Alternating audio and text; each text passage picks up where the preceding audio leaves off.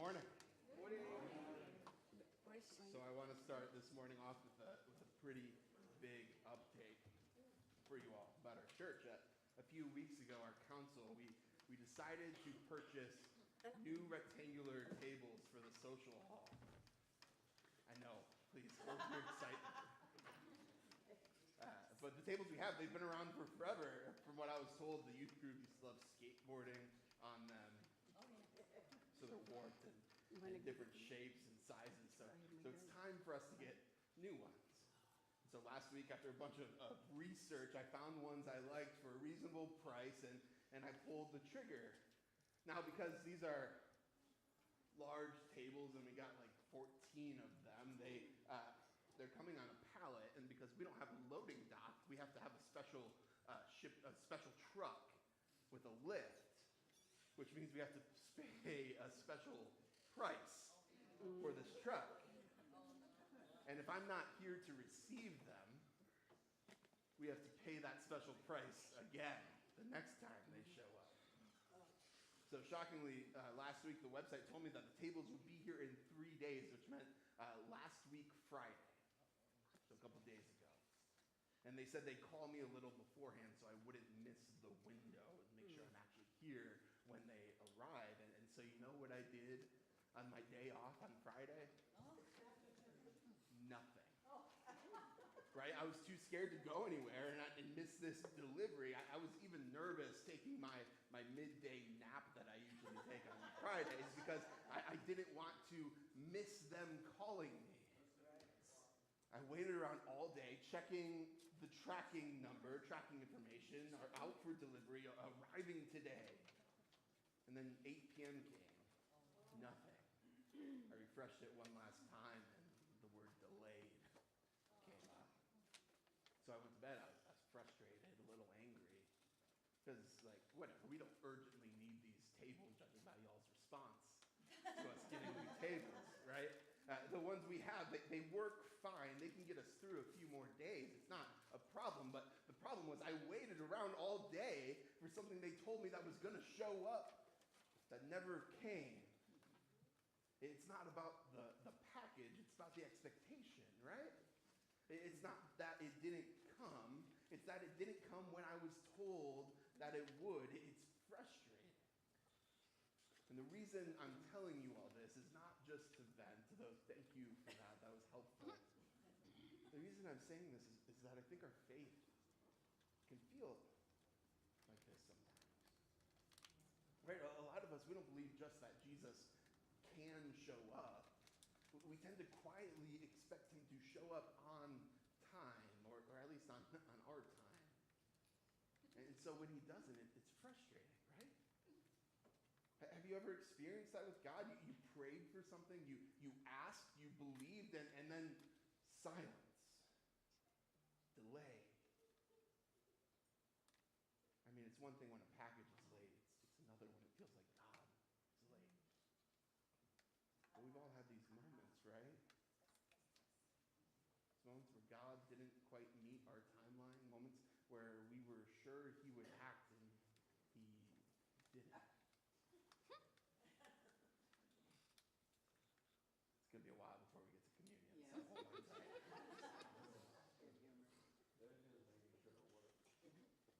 Right, we've all had these moments where God didn't meet our own timeline, moments where we were sure he would act, but he didn't. And the diagnosis, it didn't change. You prayed, others prayed, you believed, but the results came back the same. Or the relationship, it didn't heal. You had the conversation you were supposed to. You extended the grace and forgiveness, but that distance is still there. But the door didn't open. You felt called. You stepped out in faith, and still nothing moved. And it's not just disappointing when that happens. It can be disorienting. Because somewhere along the way, we start to expect it. If God loves me, then surely he's going to show up. Excuse me. But what do you do when now turns into not yet? Or worse, when not yet turns into it's too late? Because it's one thing to trust God when there's still hope. It's hope starts slipping through your fingers. It's a completely different thing. Trust him when, at least from your perspective, the story feels over. The question for us today is that if Jesus is loving and powerful, if he really cares for us, why does he sometimes wait?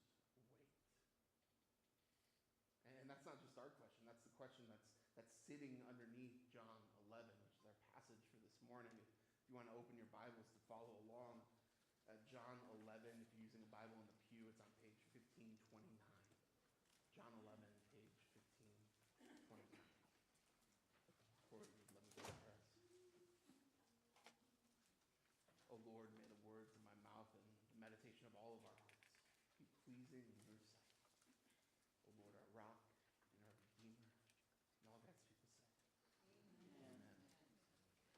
All right, John 11, starting with verse 1. We're going to be going in and out of this passage, so keep your thumb there. We'll be getting back to it later.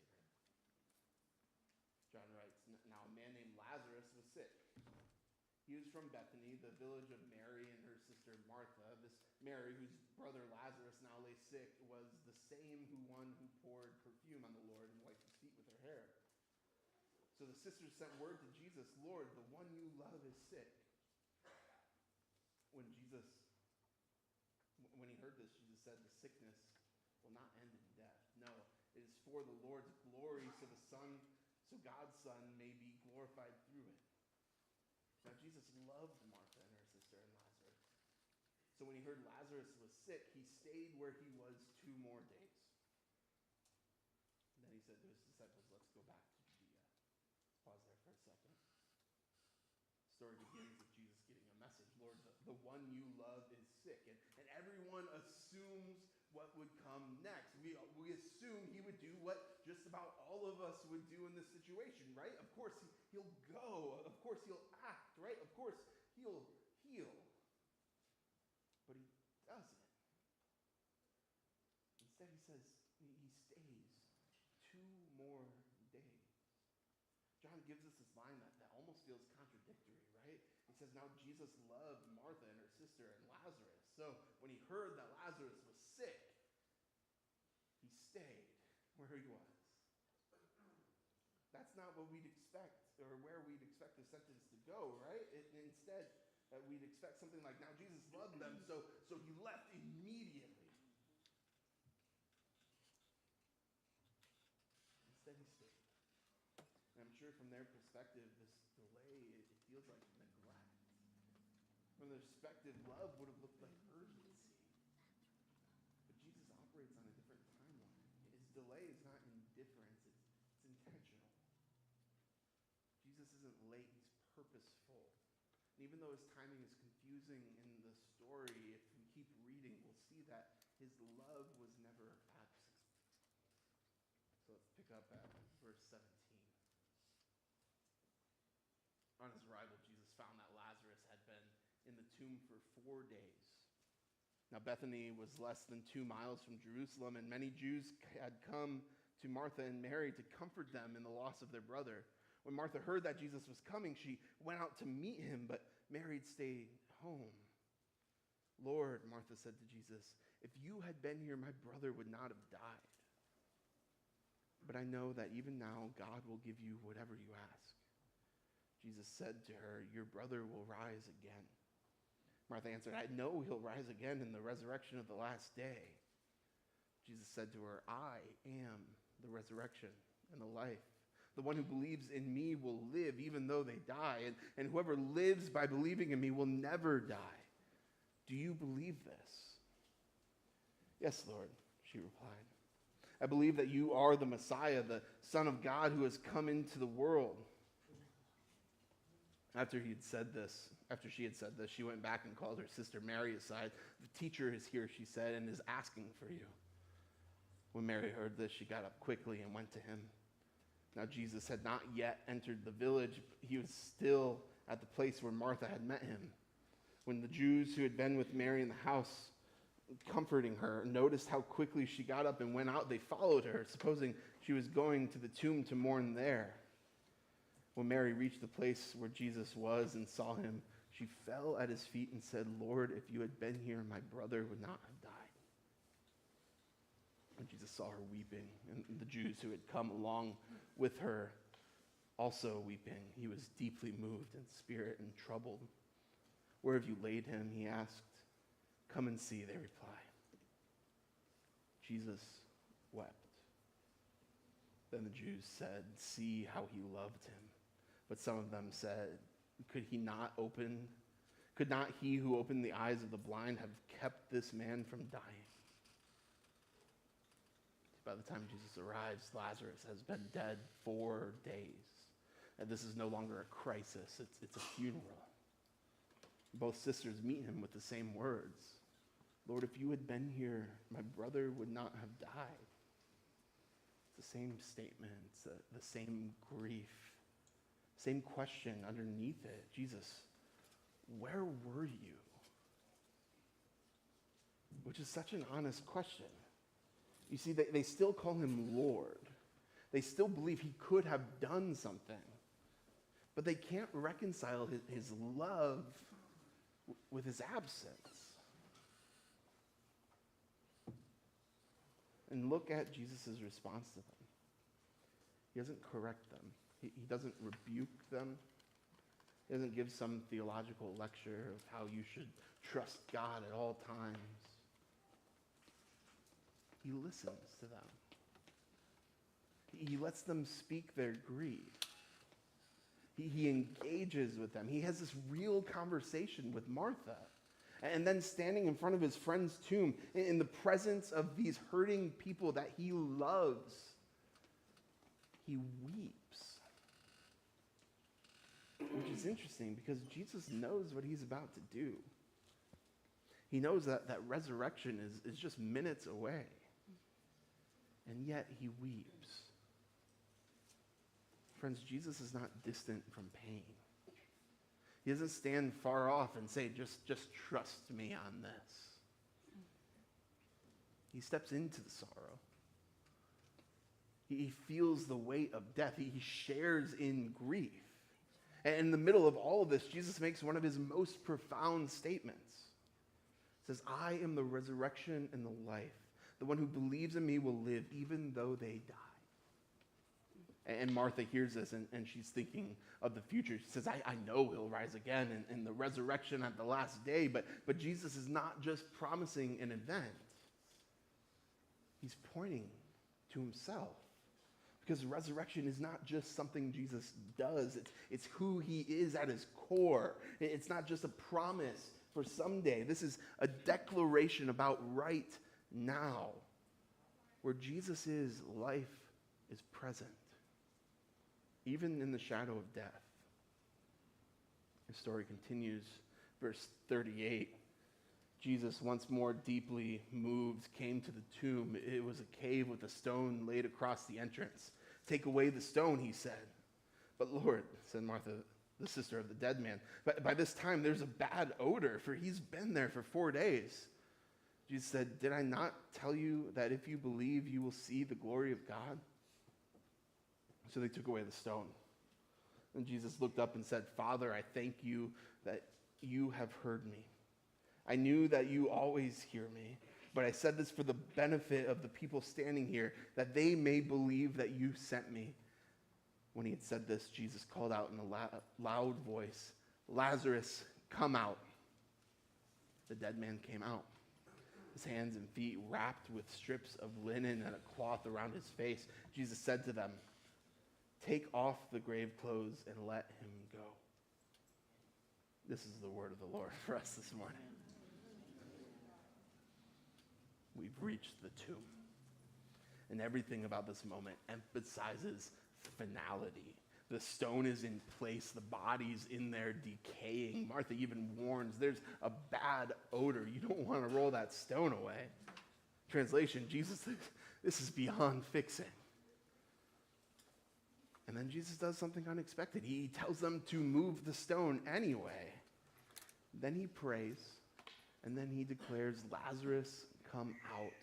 And a dead man walks out of a grave.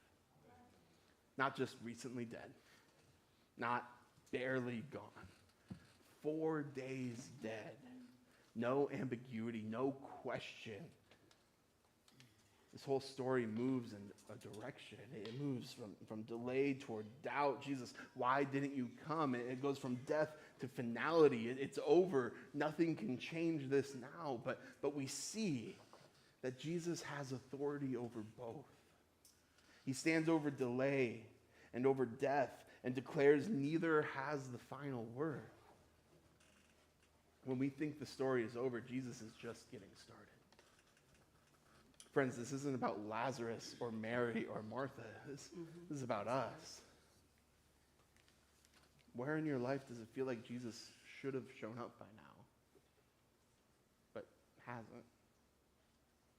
A prayer you've been praying for months, maybe years, but nothing has changed.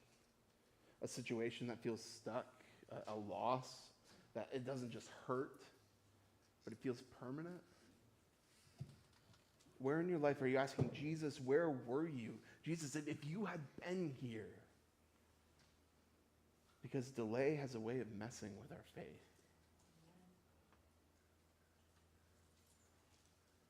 But don't confuse delay with absence. In John 11, Jesus was not absent. He was already on the way. The last few weeks, we've been looking through this series, Encounters with Jesus, and we've been looking at these encounters that Jesus has with people in these Gospels and what it means for them and what it might mean for us. And in this story, there's 3 main encounters. And I think they're crucial to understanding how we should respond in moments of waiting. First, you have Jesus and Martha. Right? Martha is such an honest picture of faith. She believes, but there's boundaries to her belief. She says, I know he'll rise again someday. Translation, Jesus, I trust you in the future. But right now, this feels too far gone. And Jesus gently but firmly stretches her faith. Says, I am the resurrection and the life, not just later, but right now. It's easy to trust God with what he will do someday. It's much harder to trust him with what he might not be doing right now. At least not what we feel like he's doing. And so what does this encourage us to do in those moments of waiting? Trust in Jesus' heart, even when you don't understand his timing. Amen. Trust in his heart, even when you don't understand his timing. Now, Jesus and Mary, she doesn't come to Jesus with this speech. She comes with tears. She falls at his feet. She says the same words, Lord, if you had been there, and then she weeps. And what does Jesus do? He tells her, Mary, you just need to have more faith. Right? He rushes past the moment and he fixes. No, he doesn't do that. He takes the time and he weeps with her. Friends, faith doesn't mean pretending that everything is okay. It's not. It doesn't mean cleaning up your emotions before you go to God. It means bringing your real grief, your real questions, your real disappointment, and trusting that he can handle it. So bring your grief honestly to Jesus, just like Mary did. Bring your grief honestly to Jesus. And lastly, we have Lazarus. By the time Jesus goes to the tomb, everyone assumes the same thing, right? It's over. Nothing more can be done. And Jesus speaks, Lazarus, come out. And everything changes. What if the thing that you've written off, what if Jesus isn't done with it? What if the situation that you've labeled dead is simply waiting for his voice? Listen for him. Not just in what's alive and thriving, but in the places that feel silent or closed or buried. Because Jesus still speaks life into dead things. So listen for his voice, even in what feels dead. So again, it's 3 things. If you're taking notes, write them down. In the seasons of waiting, trust in Jesus' heart, even when you don't understand his timing. Bring your grief honestly to him and listen for his voice, even in what feels dead. Because it may be too far gone for you, but it's never too far gone for Jesus. That's exactly what this meal reminds us of. As we come to the table, remember that Jesus stepped into what felt hopeless, into what felt final, and he brought life. He took broken bread and gave his body for us. He took the cup and poured out his blood so that even in the delays, even in our grief, even in our deaths, he is present and powerful and making things new. So as we eat and drink together, let us bring our doubts, our losses, our waiting to him. Let us remember that nothing, no delay, no grief, no dead thing is beyond his reach. Because this table, it's not just a reminder of what Jesus did in the past. It's a declaration of his presence and power right here, right now. So come, bring your hearts, bring your questions, bring your longings, and bring your hope. Come and meet the one who makes life out of death, makes light out of darkness, makes hope out of despair.